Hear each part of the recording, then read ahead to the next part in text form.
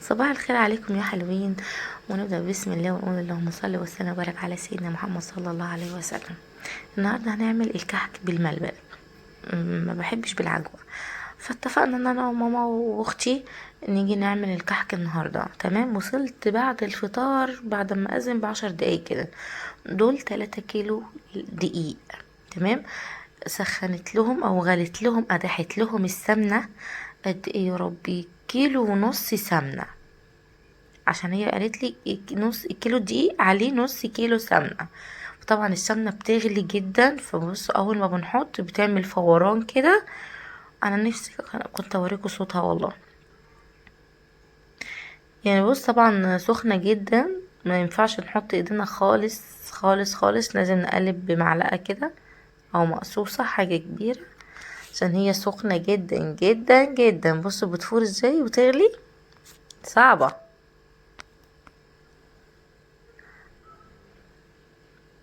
هتحط كيلو ونص السمنة. ونفضل نقلب نقلب لحد ما نسيبها تبرد كده وتهدى مع نفسها. بعد كده هنفركها. مش عارفة ماما قالت عليها ايه كده، لازم نفركها بايدينا كده.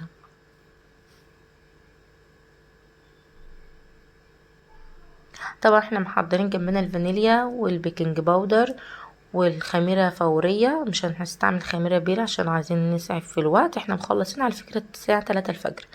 يعني احنا كنا تقريبا كده الساعة كام؟ اللهم صل على النبي. كنا بادئين حوالي الساعة 6 ونص أو 7. بادئين عمايل خبيز الساعة 6 ونص أو 7. طبعا بعد ما خلصنا الكحك انتقلنا على القرص، فمخلصين الساعة 3 الفجر والله العظيم. ماما هتحط 8 اكياس فانيليا عشان الريحة، و2 بيكنج باودر، و5 خميرة فورية. بس طبعا هتحطها على اللبن. طبعا هنا انا سايباها تبرد كده، اقلبها لقيتها سخنة جدا جدا جدا على ايدي. هنا انا جبت سمسم عشان نعمل الكحك بالسمسم، طعمه تحفة تحفة تحفة يا بنات. بجد طعمه جميل جدا جدا جدا. السمسم مخليه طعمه جميل اوي وموديه في حتة تانية خالص. ومع العلم هي طبعا جايبة الملبن، وهتعجنه بشوية زيت عشان ما يلزقش في ايدينا كده واحنا بنحشي العجينة بيها. عشان هي لو عجنته بالسمنة كان هيفضل يلزق. تمام، فقلت ادعك بايدي كده هلاقيها سخنة جدا. هلاقيها سخنة جدا جدا على ايدي، اما اعمل مرة واتنين تلاتة فهسيبها. بصوا سخنة جدا، مش قادرة اقول لكم. عايزاها تبرد، بنفخ في ايدي عشان هي سخنة جدا.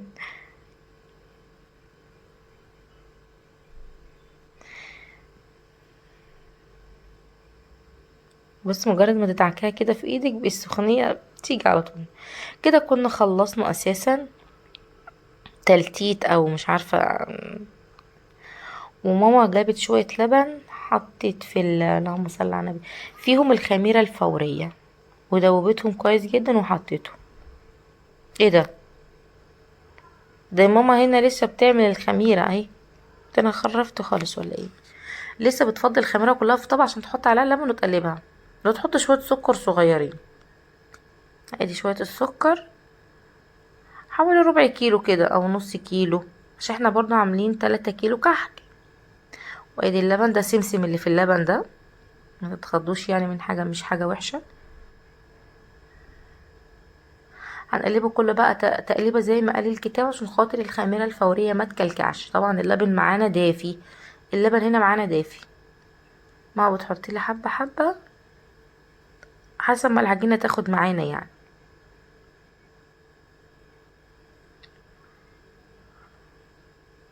العجينة كانت مفتحة معانا زي ما انتم شايفين كده، كانت طرية جدا. ولما حطينا اللبن مسكت بقى وجمدت.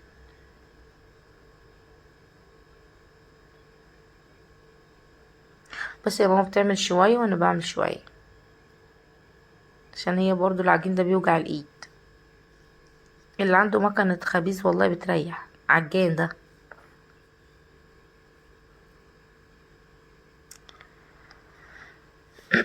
بس كانت شوية كحك يا بنات زي العسل والله العظيم، سكر وناقشتهم كلهم.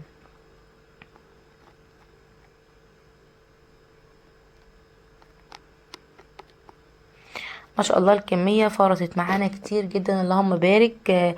عملت لنا صينية عشاء كبيرة. لو انا مثلا هروح اشتري كيلو كحك من بره، هيديهاني في علبة صغنونة كده كيلو ب160 جنيه. تعالي بقى احنا هنا عاملين 3 كيلو قصادهم في الزيادة 3 كيلو كمان، يعني يعتبر 6 كيلو كحك. يعني الكيلو اللي الدقيق اللي انت بتجيبيه بيرميلك كيلو كمان معاه. تمام. ونص كيلو سمنة بكام؟ السمنة ب40 جنيه، ب50 جنيه. وعلى مثلا نص كيلو لبن ب20 جنيه. يبقى كل الموضوع كام؟ ما دخلتيش في 100 جنيه. تمام. غير الفانيليا والبيكنج باودر والكلام ده كله، ما دخلتش في 100 جنيه بالدقيق بكله. وعملت 2 كيلو كحك. انت لو هتروحي تجيبيه بقى من بره، هو كيلو كحك ب160 جنيه وكمان شوية صغيرين. ماما كده بتلم العجينة وانا ماسكه لها حلة العجينة عشان ايه بتتهز معاها. هنخلص ده ونقطعه فاض معانا لبن يا دوبك، احنا بس ممكن نحط شوية اللبن اللي في الطبق دول بس.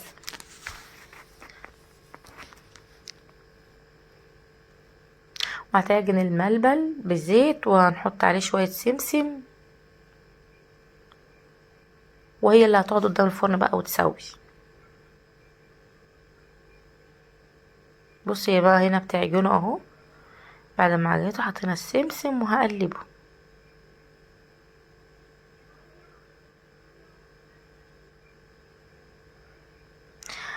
هنا بقى بعد ما عجنت السمسم في الملبن، تاخد العجينة وتكورها كرة صغنونة خالص، وبعد كده تغرز ايديها فيها من النص، وتحط حتة الملبلاية وتقفل عليها وتبططها زي كده. مش بتبططها صح، احنا عاملين الكحك بتاعنا صغير مش كبير. ايه، وتحطه كده على الطبلية عشان انا لسه هاخده ارصه في الصينية وهنقشه بقى. ادي الكحك لسه، ومع ذلك مستمرين يعني ما شاء الله. احنا الكحك ده عمايله صعب بصراحة. بس ايد على ايد بتساعد، يعني احنا التلاتة كنا بنساعد بعض.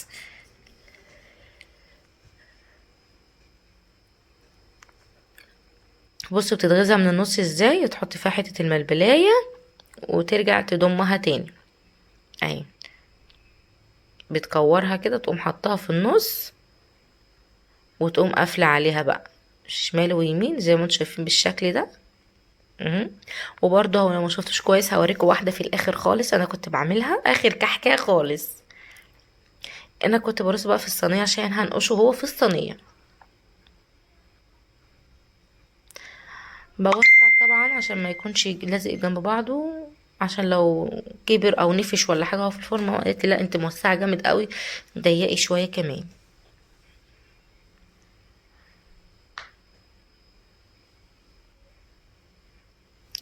هرجع اضيقهم وانقشهم بقى على السريع كده ونخلص الكميه كلها مع بعض ونوريكم الشكل. بصوا ده كان معايا، طلعت لما بحطها على العجينه عشان اعمل الشكل ده طلعت بتبطط الكحكايه، بتخليها مفرشحه كده ومفروده، فما عجبتنيش بصراحه. ده كان النقشة بتاعتي بالموس، انا نقشته بالموس. ودي كانت اول آه اللهم صل على النبي، كانت اول صينية تخرج من الفرن. كانت حمرا من جنب يعني شوية عايد تاني. تمام. فاحنا كنا عايزين اللون الذهبي مش الاحمر، فانا كنت عملته وكورت اخر شوية كانوا على الطبلية دول هنعملهم. طبعا اختي دخلت على القرص، جايبت هنا قشطة وزبادي وفضتهم، وهتحط اللبن بقى والسمنة والكلام ده كله. هنعمل قرص بالملبن. ادي القشطة وادي الزبادي، دول حوالي ما شاء الله كده 5 كيلو دقيق. ادي الكحك بعد ما ماما بتعمله وانا برصه هنا في الصينية. الصينية دي ما شاء الله كانت مليانة على اخرها، وغير العيال بقى رايحة جاية عمالة تاكل فيه، يعني رايحين جايين بياكلوا منه. ده لسه ما خلصناش. محشي ملبن بصوا بقى بنقشه ازاي اهو، منقاش كده اللي هو الاستانلس ده مش عارفة ايه ده، وننقشه بالشكل ده.